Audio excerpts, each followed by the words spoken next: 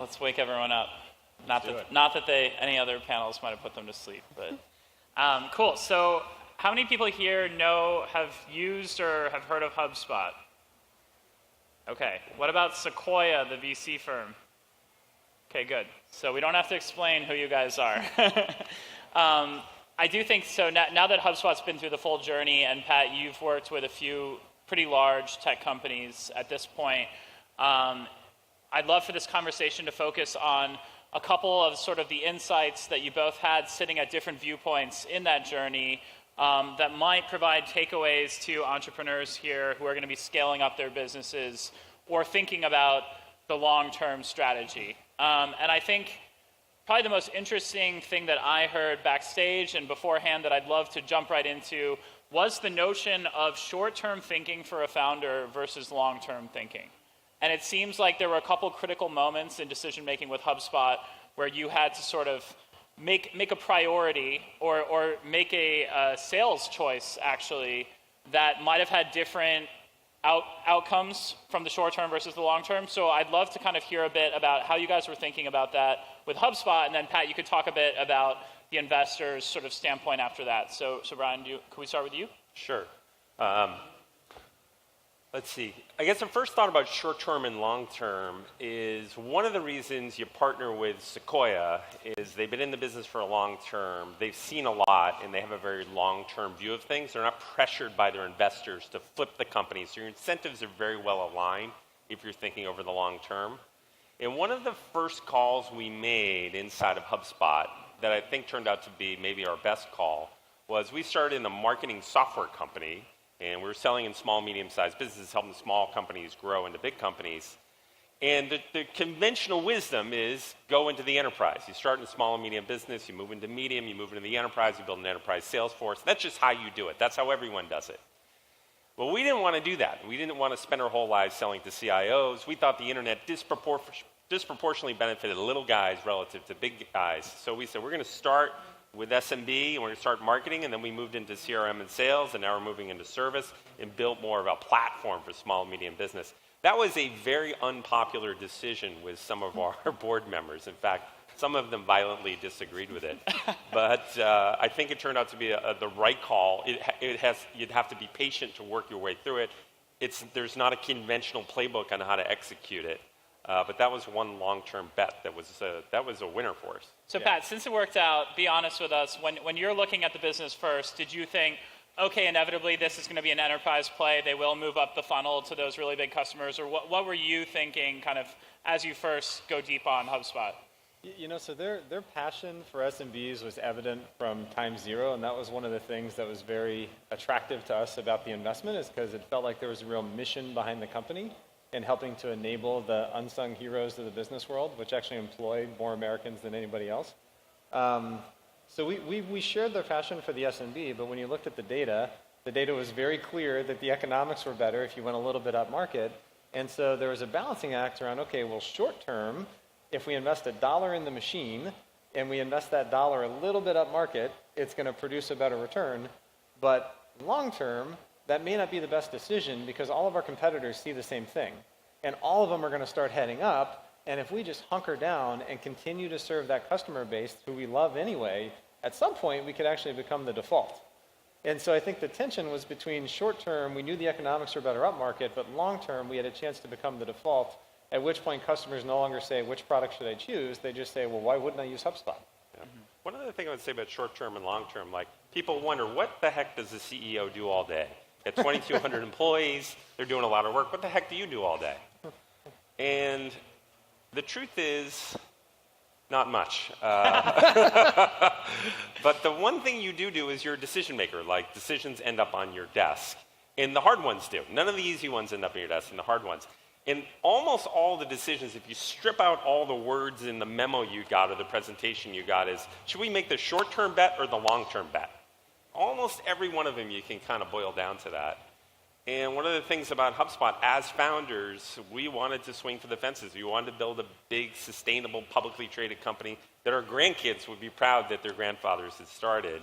And we found investors that would support that. So we largely lean towards long. Not always, but we largely do.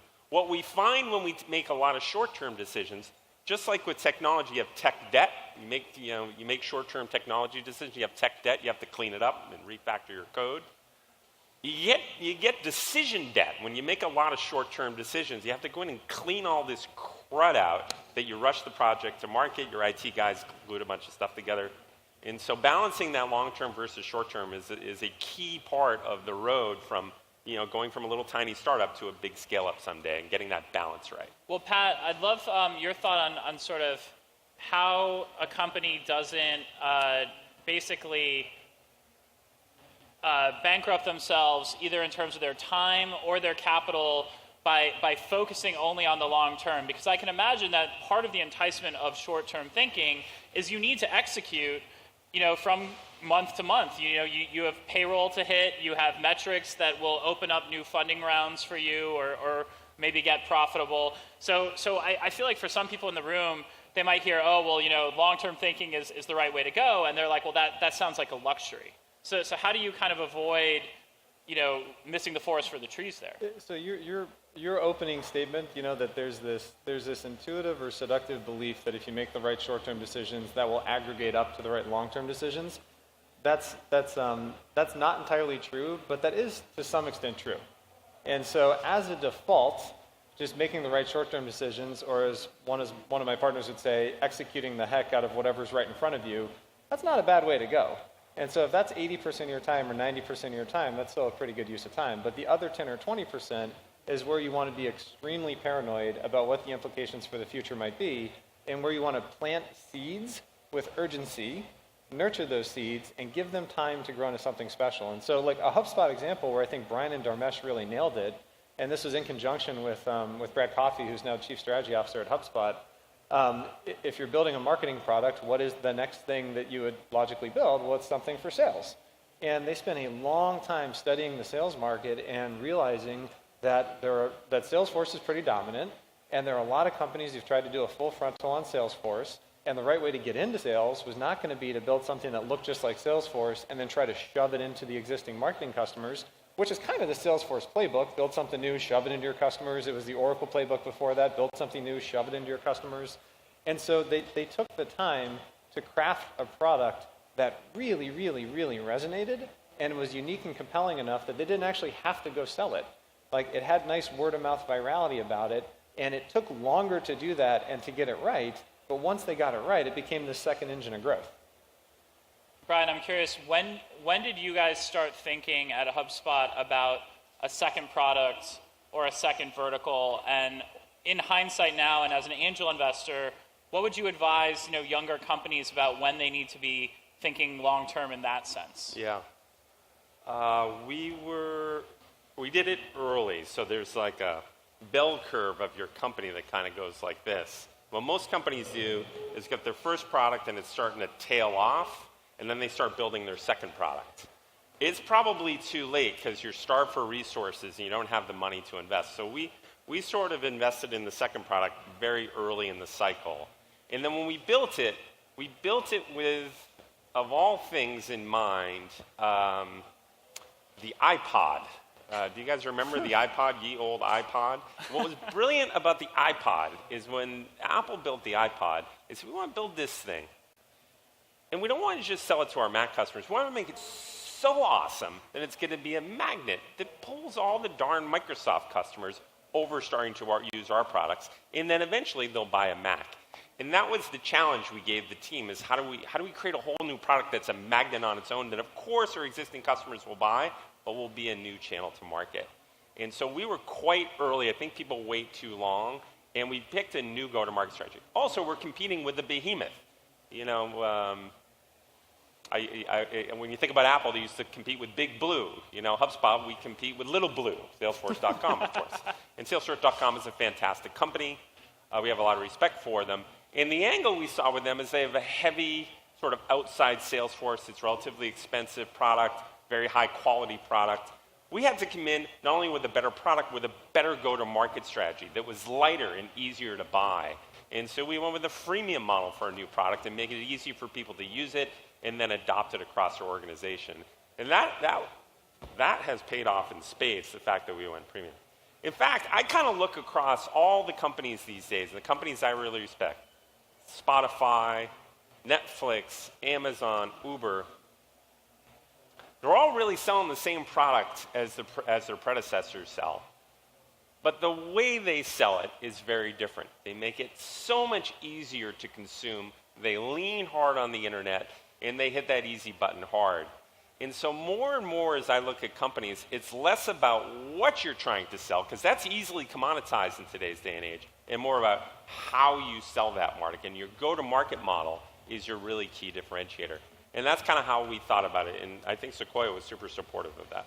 Pat, that makes me think of something really interesting you said before this panel, where you told me that if Sequoia sees a company sort of hitting the knob too hard on sales and marketing, it can actually be a negative indicator to you all. Could you explain that to the audience?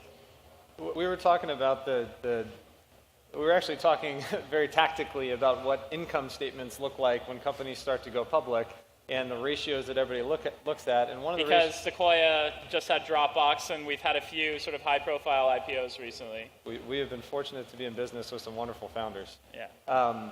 We actually look at the ratio of R&D spend to sales and marketing spend, which is not a ratio that anybody else really looks at. But the reason we do that is we think of that R&D spend as an investment in your future, and we think of that sales and marketing spend as an investment in the present.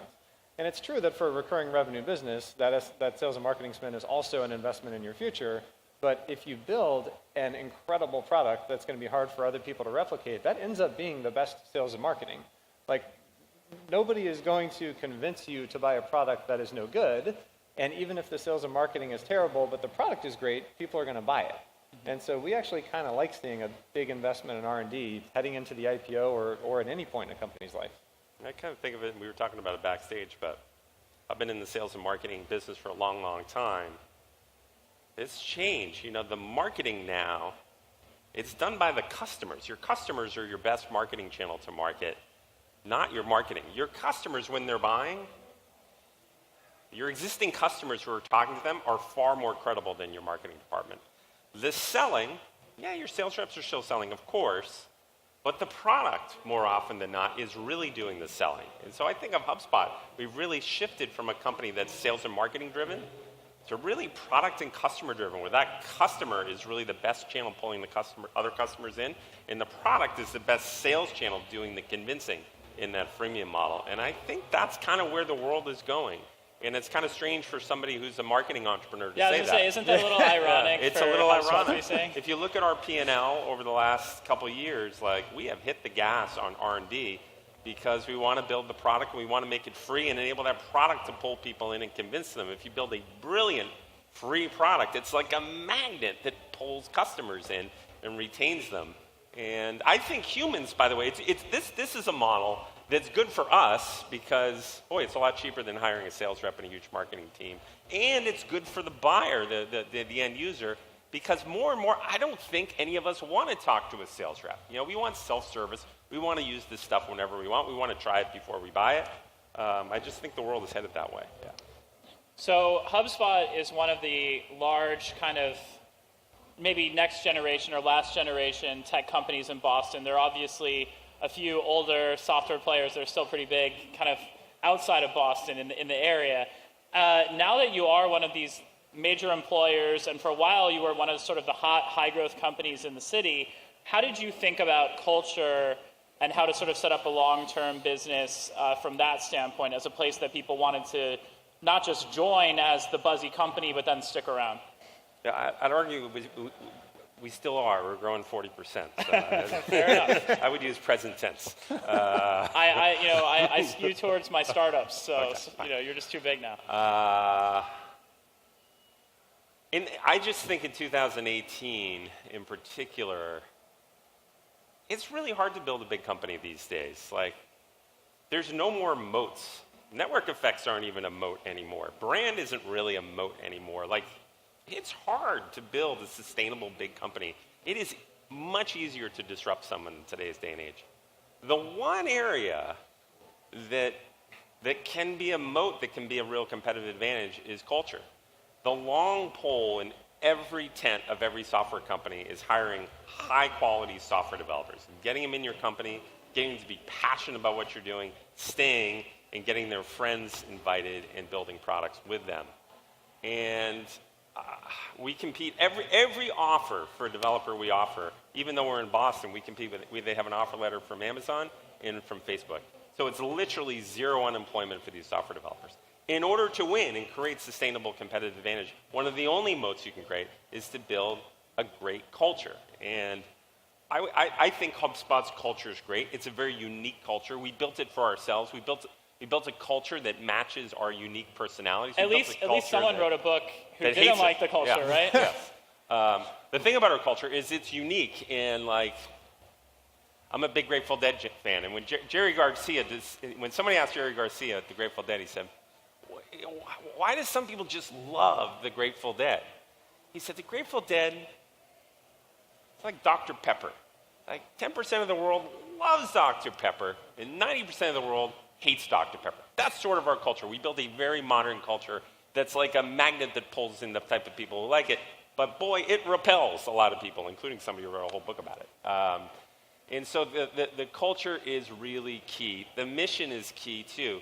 If your mission is just to make money, you are screwed these days. You need to have a real mission and a culture if you want to build a scalable company. So Pat, how have you watched multiple companies kind of, with your pattern recognition, how do you see a company that's growing healthily, and what would be maybe a red flag for people to keep in mind where maybe you're drifting from mission there? Well, yeah, in terms of culture and mission, one quick point on that, we've been in business for a long time as investors, and we've always asked the question, who do you compete with and why do customers choose you? In the last handful of years, we now always ask the question, who do you compete with for engineers, and why are they inspired by your mission? Yeah. Like, that's a very specific question that we ask, because if people aren't inspired by your mission, by definition, that kind of means they're not missionaries, they're mercenaries. And the nice thing about missionaries is they're going to make the right decision when nobody's watching. The tricky thing about mercenaries is when something goes bump in the night, and inevitably something will, they're going to head for the hills. And so we find the companies that are incredibly intentional about crafting a mission and being good at articulating why what they do is important are the companies that end up with the best cultures and therefore the best decision making and therefore the best long-term scalability. So we really, really, really push on this point, like, what is your mission and why is it important? And it's not intuitive to put that as a first-class citizen in terms of the decisions you need to make as a founder, but the bigger your company gets and the more complex it gets, the more important it is to really have that nailed. So how high would you rank employee retention as a sort of healthy metric to keep track of? Oh, it's huge. We track net promoter score of our employees, and we track it once a quarter, and it's it's in our dashboard. We get bonused on it, so we're really focused on delighting our employees, because the employees are the ones who pull in their friends. The employees are the ones who spread the word about it. Absolutely key to have that employee net promoter score be very high. Cool. Well, thanks for sharing your insights, Brian and Pat. Can we get a round of applause for the panel here? Awesome.